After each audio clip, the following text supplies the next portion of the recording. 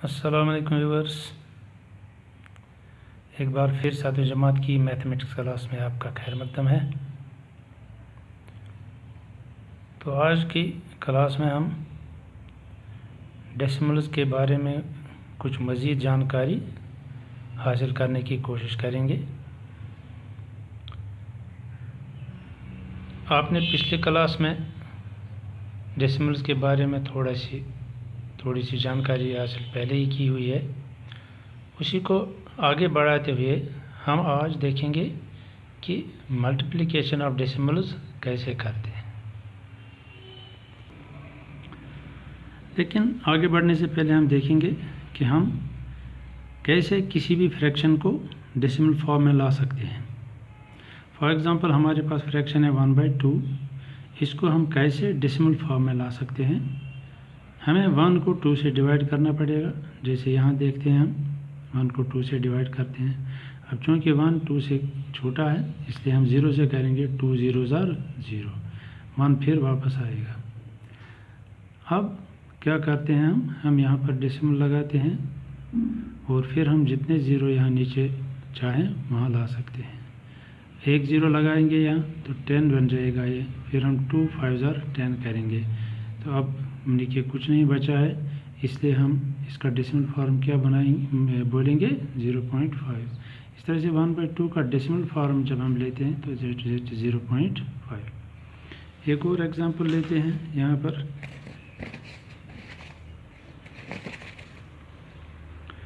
3/5 लेते हैं।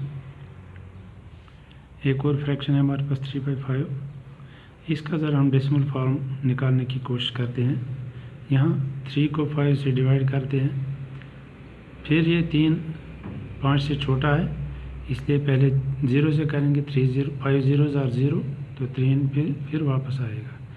फिर यहाँ कोशंट में हम डेसिमल लगाएंगे। फिर यहाँ पर 1 0 निकालेंगे तो 30 बन जाएगा। तो 5 6s are 30, तो अब कुछ नहीं बचा।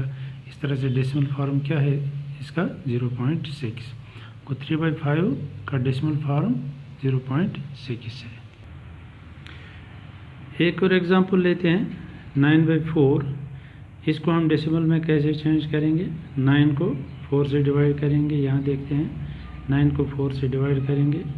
पहले 4 2s are 8, 9 में से 8 सब्ट्रैक्ट करके 1 बचता है नीचे। अब 1 को 4 से नहीं होगा इसलिए हम यहाँ डेसिमल चढ़ाएंगे कोशंट में। फिर यहाँ पर 1 0 लगाएंगे इसके साथ तो अब 10 बन गया। इसको 4 2s are 8, तो 10 में से जब हम 8 निकालेंगे तो 2 बचते हैं। फिर 1 0 यहाँ पर लाएंगे तो 20 बनता है। 4 5s are 20। अब नीचे कुछ नहीं बचता है। इस तरह से डेसिमल फॉर्म क्या बन गया 2.25। तो इस तरह से 9/4 का हमने डेसिमल फॉर्म निकाला 2.25। इस तरह से हम किसी भी फ्रैक्शन को डेसिमल फॉर्म में ला सकते हैं। न्यूमरेटर को डिनोमिनेटर से डिवाइड करते हैं और तब तक डिवाइड करते रहते हैं जब तक 0 नीचे रिमाइंडर में आता है। तो इस तरह से हम किसी भी फ्रैक्शन को डेसिमल फॉर्म में ला सकते हैं। चलिए अब हम मल्टीप्लिकेशन ऑफ डेसिमल्स की तरफ बढ़ते हैं। तो इसके लिए हम एक्सरसाइज 2.6 को टेक्स्ट बुक का लेते हैं। Question number 1। पहला क्वेश्चन है 0.2 × 6। ये डेसिमल है और ये होल नंबर है। तो सिंपली हमें इनको मल्टीप्लाई करना है जैसे हम होल नंबर को होल नंबर के साथ मल्टीप्लाई करते हैं। तो 6 2s are 12, ठीक है। तो फिर सिर्फ हमें देखना है कि डेसिमल अगर क्वेश्चन में हमारे पास है तो हम आंसर में भी डेसिमल लगाएंगे। तो क्या करते हैं हम देखते हैं क्वेश्चन में कितने डिजिट्स डेसिमल के हैं, डेसिमल डिजिट्स कितने हैं, डेसिमल में कितने डिजिट्स हैं। तो यहाँ पर 1 है तो इस तरह से हमारे आंसर में भी 1 ही होगा, तो 1.2। एक और क्वेश्चन की तरफ देखते हैं 8 × 4.6। सिंपली हमें 8 और 46 को मल्टीप्लाई करना है। 8 और 46 को मल्टीप्लाई, जब हम 8 और 46 को मल्टीप्लाई करते हैं तो हमारे पास आंसर आता है 368। तो अब हमें देखना है कि डेसिमल कहाँ लगाएंगे, क्योंकि क्वेश्चन में हमारे पास जो दो नंबर्स है उनमें डेसिमल प्लेसेस एक है यहाँ पर, क्योंकि एक ही डिजिट है डेसिमल के राइट में। तो यहाँ पर भी हमारे आंसर में भी डेसिमल के राइट में एक ही डिजिट होना चाहिए। तो इस तरह से 8 की और 6 के बीच में हम डेसिमल लगाएंगे। तो इस तरह से इनका प्रोडक्ट जो आएगा 36.8 आता है। एक और देखते हैं, 0.05 मल्टीप्लाई 7। अगेन डेसिमल को होल नंबर से मल्टीप्लाई करना है। हम सिंपली 7 को 5 के साथ मल्टीप्लाई करते हैं, 7 5 are 35। अब देखते हैं कि क्वेश्चन में जो हमारे पास नंबर हैं उनमें डेसिमल प्लेसेस कितनी हैं। इसमें 2 डेसिमल प्लेसेस हैं, क्योंकि डेसिमल के राइट में 2 डिजिट हैं, तो 2 डेसिमल प्लेसेस हैं। इसमें कोई नहीं है, तो इस तरह से हमारे आंसर में भी 2 डेसिमल प्लेसेस होनी चाहिए। तो इस तरह से हम 3 और 5 को डेसिमल के राइट में रखेंगे। अब चूंकि लेफ्ट में कोई डिजिट नहीं बचता इसलिए 0 लगाएंगे इसको, तो 0.35 इसका आंसर आएगा। हम देखें क्वेश्चन में भी 2 डेसिमल प्लेसेस हैं, आंसर में भी 2 डेसिमल प्लेसेस हैं।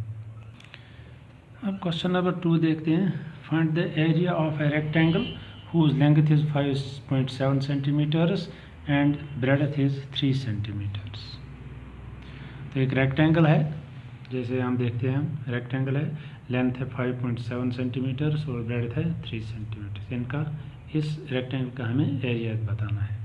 तो हम लिखेंगे length of the rectangle is equal 5.7 centimetres, breadth of the rectangle is equal to 3 centimeters. Therefore area of the rectangle is equal to length into breadth। Length और breadth को multiply करना है।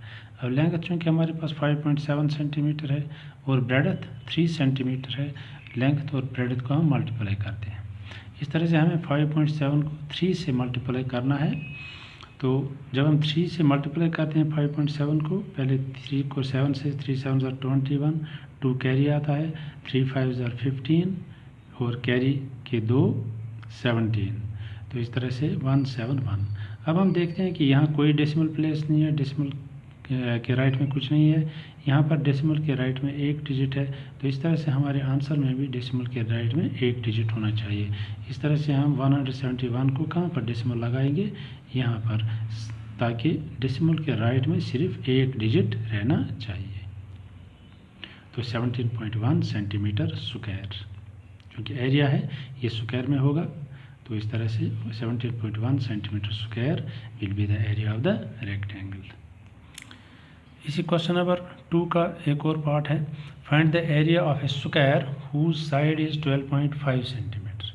यहाँ पर हम एक स्क्वायर है, क्योंकि स्क्वायर के सारे साइड बराबर होते हैं, तो इसका हर साइड 12.5 सेंटीमीटर है। तो हमें इसका एरिया निकालना है। तो will write side of the square is 12.5 centimetre. Therefore area of the square कैसे निकालते हैं, साइड मल्टीप्लाई साइड। ठीक है, तो हम चूँकि साइड कितना है 12.5 सेंटीमीटर मल्टीप्लाई साइड 12.5 सेंटीमीटर। तो 12.5 को 12.5 से मल्टीप्लाई करते हैं। तो यहाँ देखते हैं 12.5 मल्टीप्लाई 12.5। हम डेसिमल को बुला के अभी पहले इनको मल्टीप्लाई करते हैं। पहले 5 से इसको करते हैं मल्टीप्लाई, 1 to 5 को, 5 5 are 25, 5 2 are 10 और 2 12, 5 1 are 5 और कैरी 1 6। फिर 2 से करते हैं 1 to 5 को, तो 250 आता है। तो फिर 1 से 1 to 5 को करते हैं, 1 to 5 आता है, जैसा कि आप ये मल्टीप्लाई पहले ही सीखा है। तो फिर हम सारे को ऐड करते हैं, 2 2 4 5 1। इस तरह से 1 5 6 2 5 हमारे पास 1 to 5 मल्टीप्लाई 1 to 5 का प्रोडक्ट आया। अब हमें देखना है डेसिमल कहाँ लगाएंगे, क्योंकि यहाँ पर डेसिमल के राइट में एक डिजिट है, यहाँ पर भी डेसिमल के राइट में एक डिजिट है। तो कुल कितने हो गए, एक और एक 2 डिजिट। तो हमारे आंसर में डेसिमल के राइट में 2 डिजिट होने चाहिए। इस तरह से हमें 2 और 5 के बाद यहाँ डेसिमल लगाएंगे। इस तरह से हमारा आंसर क्या बनता है 156.25। तो इस तरह 12.5 और 12.5 को जब हमने मल्टीप्लाई किया तो हमारा आंसर क्या आ गया 156.25। सिर्फ ये देखना है कि यहाँ पर भी डेसिमल के राइट में एक है डिजिट है, यहाँ पर डेसिमल के राइट में एक डिजिट है। तो हमारे आंसर में डेसिमल के राइट में ये और ये एक 2 डिजिट होने चाहिए। तो इस तरह से 156.25 सेंटीमीटर स्क्वायर हमारा क्या निकला, एरिया ऑफ द स्क्वायर। अब हम इसी एक्सरसाइज 2.6 क्वेश्चन नंबर 3 देखते हैं। फाइंड पहला पार्ट 1.3 मल्टीप्लाई 10। इस क्वेश्चन में हम देखेंगे जब हम किसी भी डेसिमल को 10, 100 या 1000 से मल्टीप्लाई करते हैं तो कैसे सिंपली हम इसको कर सकते हैं। हमें 1.3 को मल्टीप्लाई करना है 10 से। हम देखेंगे कि 10 में कितने ज़ीरोज़ होते हैं, एक ज़ीरो होता है। तो हम सिर्फ डेसिमल प्लेस को एक डिजिट दाएं जानिब लाएंगे, राइट साइड की तरफ ले जाएंगे। अभी यहाँ पर डेसिमल था तो यहाँ पर आ जाएगा, तो इस तरह से 13 इसका आंसर आएगा। क्योंकि जब हम यहाँ डेसिमल लगाएंगे तो दाएं कुछ नहीं बचता है, राइट साइड में कुछ नहीं बचता है, कोई डिजिट नहीं बचता है, इसको हम इग्नोर करते हैं, हम लिखने की ज़रूरत नहीं है।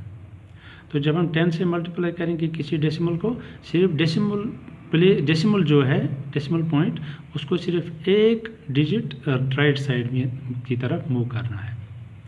यहाँ एक और क्वेश्चन में देखते हैं 168.07 को मल्टीप्लाई करना है 10 से।